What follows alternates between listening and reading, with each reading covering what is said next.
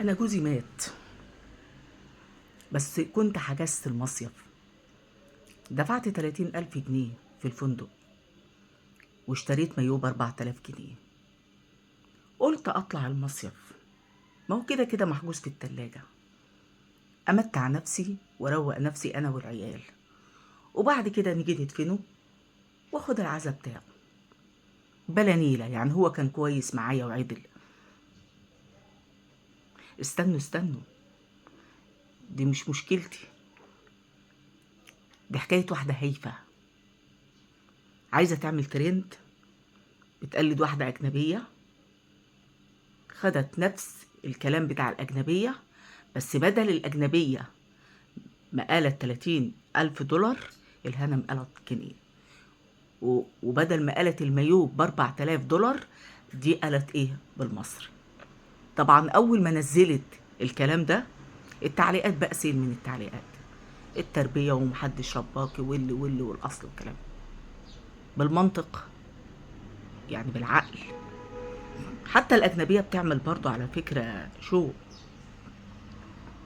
أي حد بيموت له حد بيبقى حزين عليه، حتى لو دافع مال قارون. هي دي سنة الحياة. بس في ناس بقى بتحاول تتلاعب بمشاعر الناس أو بأي حاجة. عارفين زي الفنانة مها أحمد، مع احترامي ليها، أساءت لتاريخ جوزها الفنان مجدي كامل بالفيديوهات اللي بتطلع بيها على التيك توك. وصل بيها الأمر إنها تشتم المتابعين وتهينهم وتقول أي حاجة فيها لوس أنا فيها. أنا عايزة أي شيخة تكتشفني وتاخدني. تاخدك عندها إيه؟ تشتغلي عندها إيه الشيخة دي غير لفظ أنا مش عايزة أقوله؟ أهنتي نفسك وأهنت المصريين والمصريات بكلامك ده.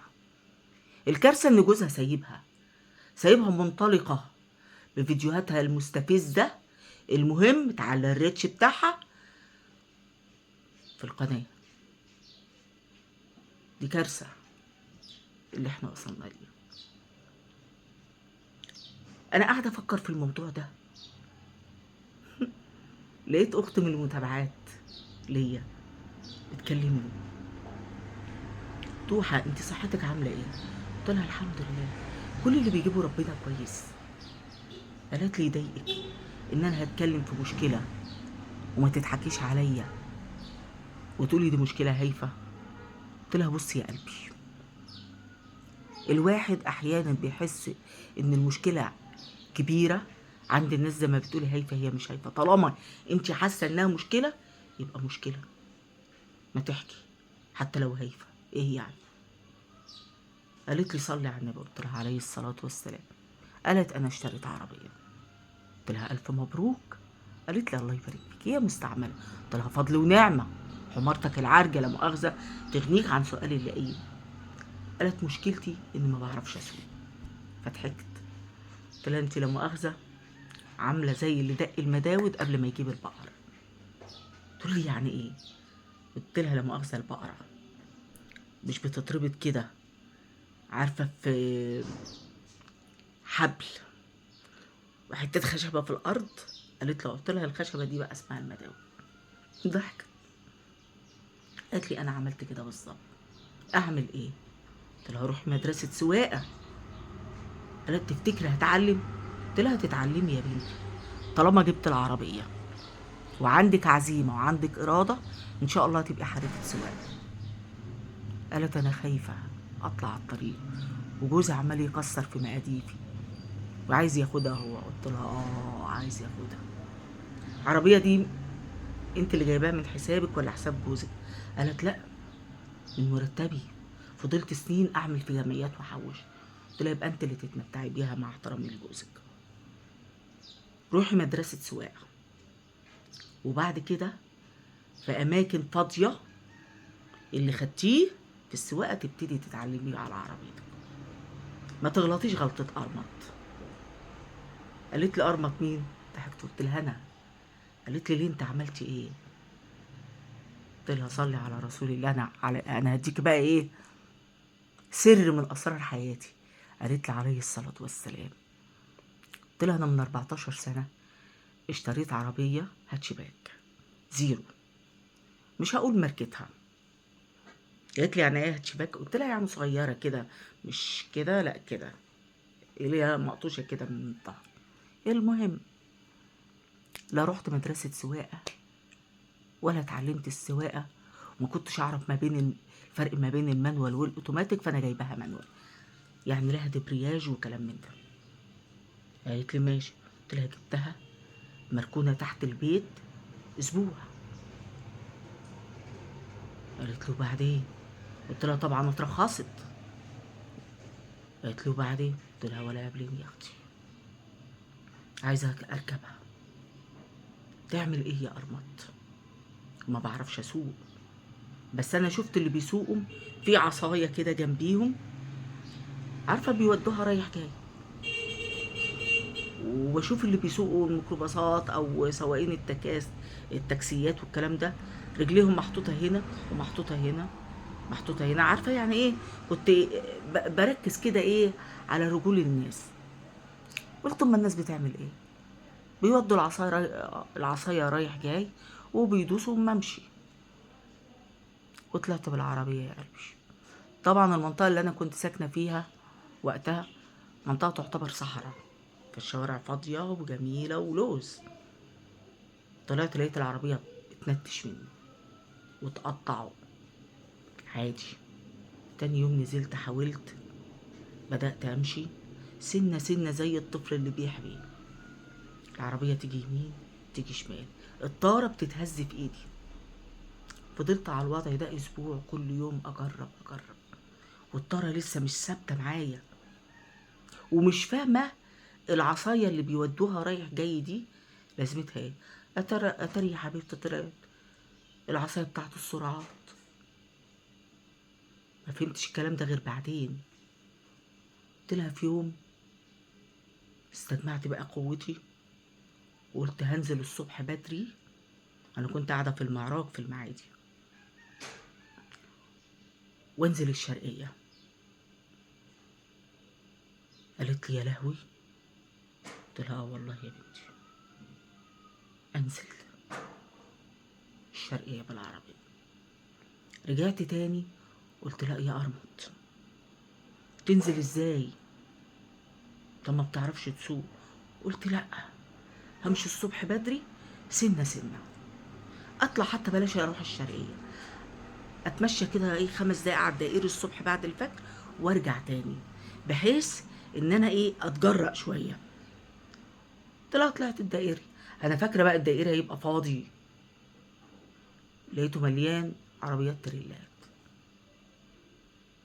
عربية رايحة جاية رغم اني ماشية بالراحة جدا، وشغالة بقى التكييف، شغالة عاصي الحلاني. انا سامعه او شايفه ان الناس سواقين التريلات عمالين يشوحوا ويزعقوا. انا قلت كده هما بيشتموا. اتاكدت من لا مؤاخذه التفافه، ازاز العربيه خد له كم التفافه من السواقين ما اقولكيش. اهمد واسكت؟ لا، فضلت كل يوم اطلع على الدائري شويه يتف عليا وارجع، يتف عليا. قلت لهم هم 15 يوم اتعلمت السواقه الحمد لله، وقيت لوز اللوز. ما اتعلمت واتجرأت وبقيت بسوق كويس، وكنت لدرجة ان انا اعمل ايه في المنطقة عندي، عارفة اجيب قوالب طوب واحطها زي القماع كده عشان احاول ارجع بظهر العربية واطلع. لو خبطت في الطوبة يبقى انا كده فاشلة. لحد ما بقيت خلاص بيرفكت في السواقة، قدمت على رخصة السواقة عشان الاختبار، والحمد لله عديت منه من اول مرة. قالت لي يا جبروتك، معقولة؟ قلت لها ايوه والله يا بنت معقولة، والله طلعت على الدائري واتف عليا من أمة لا إله إلا الله. قلت لها المشكلة والجميل بحكي لجارتي، فضحكت بتقول لي أنت التاريخ بيعيد نفسه. قالت لي بس الفرق أنا رحت مدرسة سواقة واتعلمت، وأول ما طلعت الدائري كنت خايفة، كنت بسوق كويس بس بالراحة برضه اتف عليا من سواقين بقى الميكروباصات والسواقين اللي هم الملاكي، التريلات الكلام ده. قالت اتف عليا برضو من أمة لا إله إلا الله. فضحكت قالت يا دي النيلة، وانا كمان هتتف عليا؟ قلت لها اجل، عادي يا بنتي، انت تشغلي تكييفك لو في تكييف، شغلي اغنية، ويفضل تشغلي القرآن الكريم وانطلقي عيشي حياتك. ايه يعني ما يتف عليه؟ هو بيتف عليه كده، بيتف على ازاز العربية، انت بتشغلي المساحة وخلاص يا ست. فضحكت. قلت لها انا هقول لك بقى على اجمل حاجة. بعد ما خلاص بقى اتعلمت السواقة، انا معرفش لسه الاشارة الشمال معناها يدخل شمال، اليمين يدخل يمين، كلام من ده. نزلت الشرقية بقى بالعربية، فواحد مديني إشارة شمال، ما هم يعني المفروض كده داخل شمال، وأنا لازقة وراه. الراجل وقف، خبطت فيه، نزل بقى. حرام عليكي العربية، رغم إن عربيته إيه، موديل 73، يعني أنا عربيتي اللي اتأذت. وحرام حرام حرام حرام. قلت له جرايه يا عمنا؟ قال أنا لسه بقول يا هادي في السواقة، دي أول طلعة ليا في الشرقية. قال لي أنت لسه جديدة؟ قلت له أيوه جديدة. الله يكون في عونك يا بنتي، ربنا يسلك لك طريق، ده انت جريئة. السواقة عايزة قلب ميت، وانت ربنا يعزك. نادر اما نلاقي ست كده. قلت له نادر مات من زمان. بعد ما كان بيزعق اعتذر لي، رغم ان انا اللي غلطانة. نزلت الشرقية بالعربية واتجرأت بفضل من ربنا بعد كده. ما هو طول ما انسان هيفضل يقول انا خايف اعمل دي وخايف مش عارف اعمل ايه، عمره ما هيعمل حاجة في حياته. انت طالما جبتي عربية يبقى المفروض مسستمة نفسك انك انت اللي تسوقيها. فروحي مدرسة سواقة زي ما انا بقولك، وتعلمي، وفي منطقة فاضية، مرة واتنين وتلاتة. هما كده كده في مدرسة السواقة ياخدوكي في الشوارع تسوقي. انت مع نفسك كل حصة تاخديها لازم تجربي في عربيتك، لان في مدرسة السواقة بصي مدة الحصة ساعة، مش هتلحق. وافهمي منهم الاشارات، لو عربيتك عارفة مانوال افهمي السرعات، العصاية اللي هو السرعة الأولى التانية التالتة الرابعة، الكلام ده، وإمتى تدي الغيارات دي. قلت لها إن أنت عارفة لما جيت نزلت الشرقية كان الطريق من الصحافة لمشتول، طريق ضيق مفيش حواري فيه، فجاية تريلا كبيرة معايا أمي بقى وأختي وولادها رايحة أوديها بيتها في نبتيت. جت تريلا من السريع، اتخضيت. قلت لهم على ري اسماعيل ياسين، العصاية يا هم العصاية، تعالي يا اخت. اجت الاقي الغيار مش مظبوط، اجي اعمل يا دي النيل. عارفه، الحمد لله دلوقتي بقيت عارفه بفضل من ربنا امتد الغيار الاول التاني التالت الرابع، كلام من ده. فهي مسألة تعود، وقبل التعود جرأة انك انت تطلعي على الطريق. انت كده ايه، تسمي الله وتنطقي الشهادة وتنطلقي وعيشي حياتك. شوية شوية هتبقي أستاذة في السواقة. يعني يا أختي اللي اتعلموا السواقة كانوا مولودين سواقين؟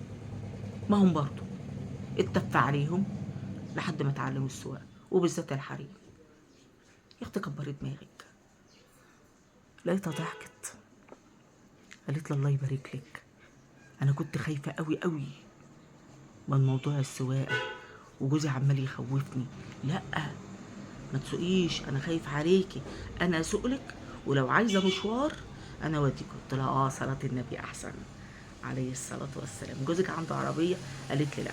قلت لها بصي بقى يا هبلة، أنا مش بقوم بينك وبين جوزك، بس الأول إمكانياته تسمح يجيب. قالت لي طبعا، الله أكبر، مرتبه أحسن من مرتبي مرتين. قلت لها بسم الله ما شاء الله.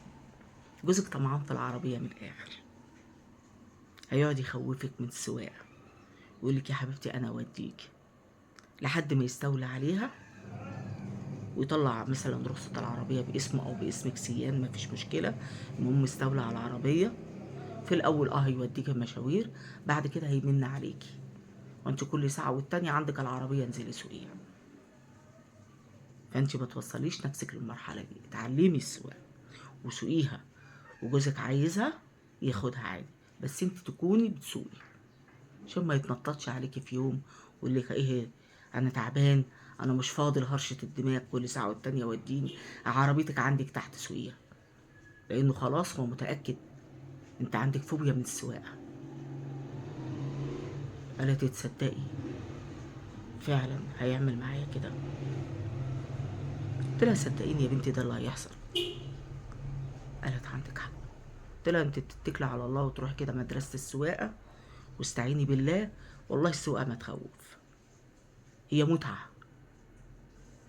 بس عايزة جرأة.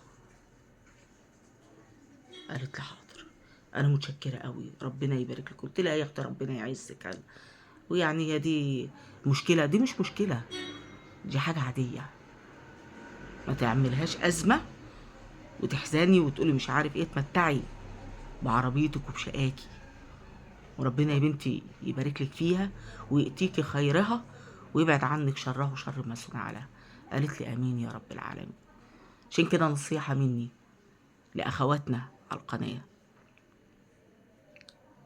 إذا نفسك تسوقي وخايفة وعندك إمكانيات تشتري عربية، حتى لو عربية صغيرة مستعملة، سوقي، روحي مدرسة سواقة وتعلمي وتجرأي وسوقي. لكن ما تخافوش، السواقة زيها زي أي حاجة عادية، عايزة قلب جريء، وإن كنتي تكوني متمكنة وبعد كده اطلعي، ما تعمليش زيي وتجربوا مع نفسكم. أشوفكم على خير.